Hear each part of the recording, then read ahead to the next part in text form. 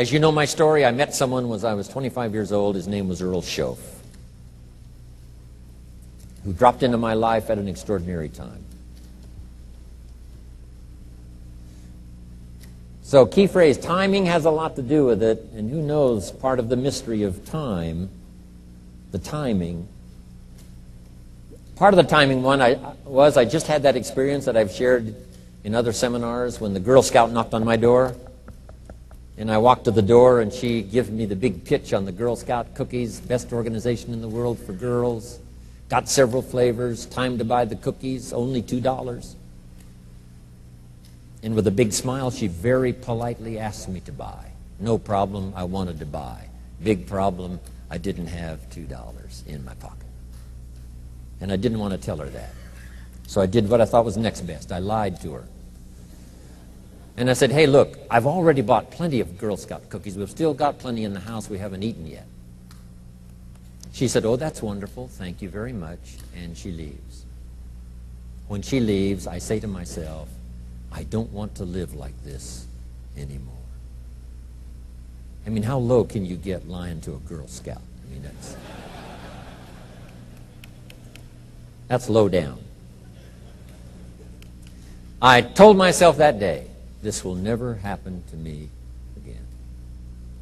One of those experiences. It's called like life-changing. I said, I'm going to search till I find better opportunities so my pocket won't be empty and the bank account won't be empty and I won't be so far behind on my promises to my family.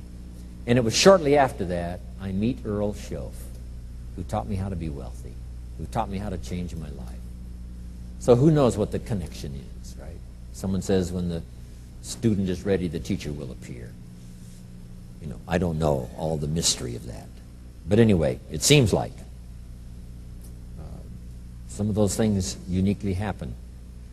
But it was Mr. Schoaf over a 5-year period before he died at age 49 who taught me some extraordinarily simple things. He only went to the 9th grade in school, never finished high school, never went to college, never went to university. So he put his ideas and his experiences in very simple language, which I think for me, you know, a kid from the farms of Idaho, that simplicity was so important. Because if it would have been technical, I'd have missed it. If it would have been mystic, I would have, backed away. But it was just basic, blunt, ABC, familiar stuff that I hadn't thought of before. And he did start to remind me, and those ideas changed my life. Mr. Schoaf was the one when I said, this is all they pay. He said, you've been working 6 years, Mr. Rohn, how come you're not doing better? And I said, this is all the company pays. He says, well, that's not true. I said, no, this is my paycheck. This is all the company pays. He said, no, this is all the company pays you. I thought, that's a new way to look at it, right? He said, doesn't the company pay 2, 3, 4, 5 times this amount to other people? I said, well, yes. He said, well, then this is not all the company pays. It's all they pay you.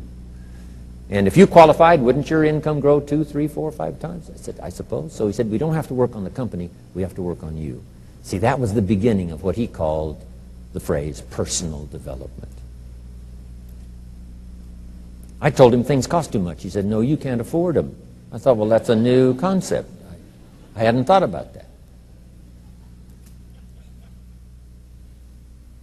We put some of the valuable things on the high shelf, so you can't get to them until you qualify. If you want the things on the higher shelf, you've got to stand on the books you read. Every book you read, you get to stand a little higher so you can get the things on the higher shelf. See, I learned those concepts. It was so incredible. And here was the most important one. Success is something you attract by the person you become. See, that phrase changed my life. Success is something you attract by the person you become. Success is not something you pursue. It's like chasing a butterfly. You can't quite catch it. Success is something you attract by becoming an attractive person. See, those were new concepts to me. I'm just working hard trying to make a living. Here's what he said to me. This changed my life. I got a chance to teach this in Moscow and across Russia. 3 visits, now the 4th. Here's what Schoaf taught me. Profits are better than wages. Nobody taught me that in high school. Nobody taught me that. I went to 1 year of college. Nobody taught me. Profits are better than wages. Wages make you a living. Profits make you a fortune. And how could you work on both a living and a fortune? He said, well, you could start part-time working on your fortune while you're working full-time on your living. I thought, wow. Now he said it's fun to get up in the morning. Not just getting up, go to work to pay the rent, but to get up to go to work to make a fortune. First, to make a living for my family. Second, to make a fortune. And he taught me how to make both a living and a fortune. Guess what I did? I learned how to make both a living and a fortune. And I found out anybody could do it once they get the information. And at age 25, I started receiving this extraordinary information.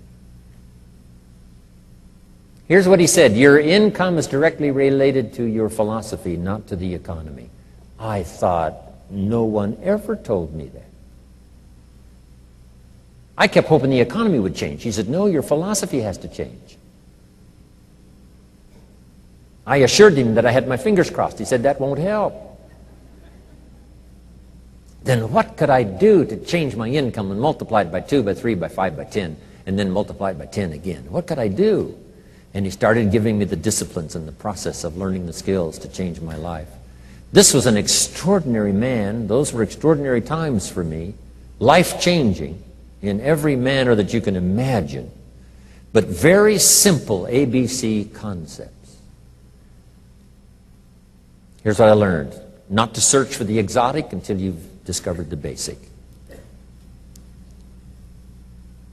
And those basic philosophies that he shared with me during that time were life-changing, and he called it personal development.